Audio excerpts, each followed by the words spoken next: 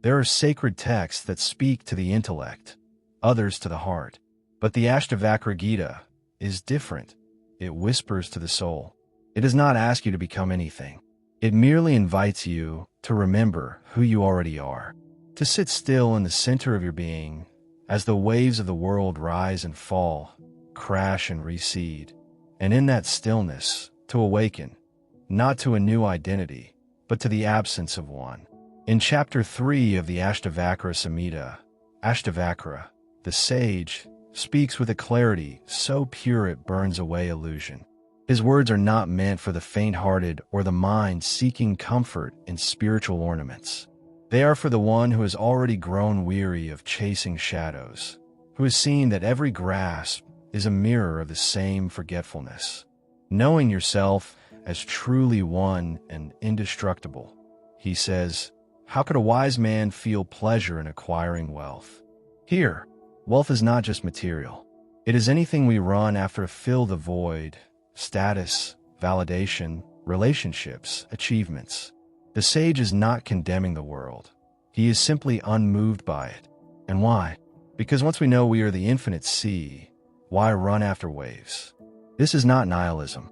It is not a rejection of the world, but an understanding so total that craving becomes absurd.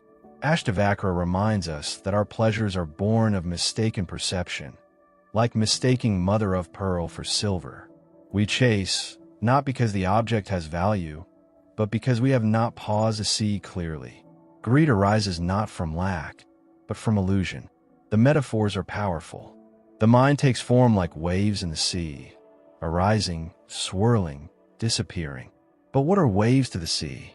Mere expressions of its own movement, not separate entities. Similarly, all phenomena, pleasure, pain, gain, loss, praise, blame, arise within the self but are not the self.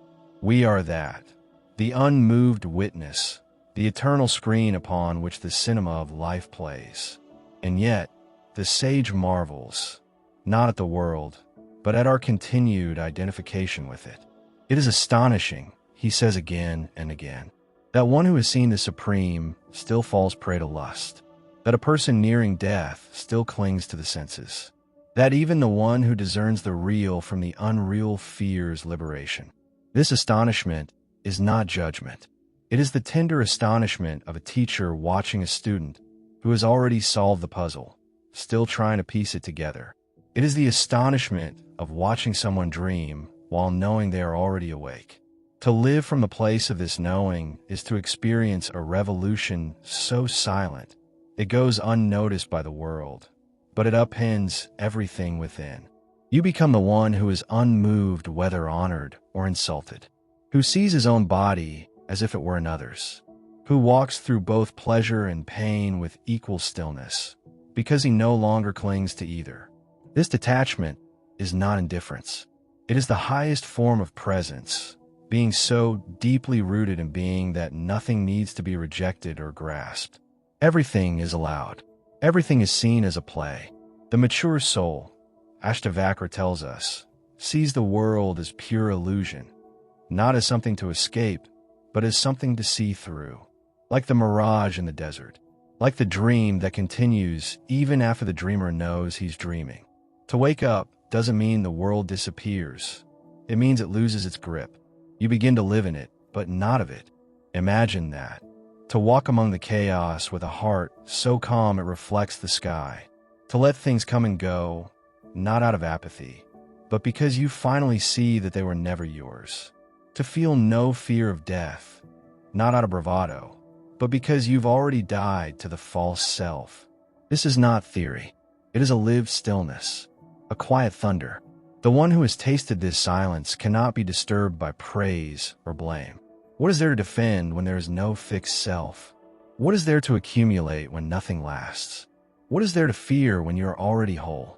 And yet, most of us, knowing this, reading this, still feel the pull of the world. We still ache for love, success, purpose. Ashtavakra's words can feel like a distant mountain we admire, but do not know how to climb. But maybe that's the point. There is no climb. There is only stopping, returning, falling back into ourselves. This is where emotional intelligence becomes spiritual intelligence. To feel the pull of desire, yet not obey it. To notice the mind grasping, yet not follow it.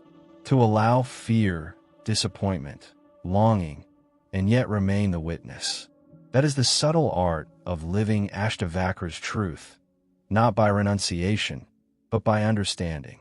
It takes a strong mind, he says, to remain unmoved even in disappointment. This is not stoicism, it is surrender. The surrender of our addiction to outcomes, of our belief that happiness lies somewhere else, in something else, with someone else. The one who knows that what he sees is by its very nature nothing, is no longer caught in preferences. To him, life is not about accumulation, but liberation. Not about becoming, but unbecoming. He does not say, reject the world. He says, see through it. The difference is everything. And in this seeing, even enjoyment becomes untainted. If a pleasurable object comes, it is neither painful nor pleasurable. It is simply seen as it is, without craving, without resistance. The wise person no longer assigns value based on personal need. Everything is allowed to be what it is, and nothing is clung to. This is the quiet revolution, not in changing the world, but in no longer needing it to validate your existence. The Ashtavakra Gita is not a path. It is a mirror. It does not offer methods, rituals, or practices. It offers a radical idea. You are already free. You are the sky, not the weather. You are the ocean, not the waves. You are that, consciousness itself. But this freedom is not won by effort. It is recognized in stillness. And in that stillness, there is a strange joy, not of getting what you want, but of no longer needing anything. A joy that arises not from the world, but from the quiet certainty that you are not of it. The text is mature, not moralistic, not prescriptive. It assumes you are ready to hear the truth without flinching, that you have seen enough, lost enough, longed enough to finally want only what is real. And what is real? Only that which does not come and go.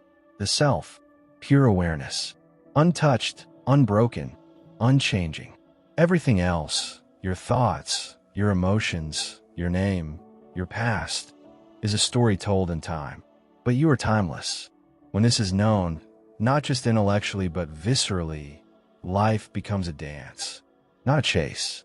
You move through the world not as a beggar, but as the beloved, not as a seeker, but as that which was never lost. And so, Ashtavakra's words are not to be understood. They are to be remembered, not acted upon, but surrendered to. In a world addicted to becoming, he calls you to simply be. In a mind filled with noise, he invites you to silence. And in a heart aching for more, he places the soft seed of contentment, reminding you that you are enough, because you are that. Always have been, always will be.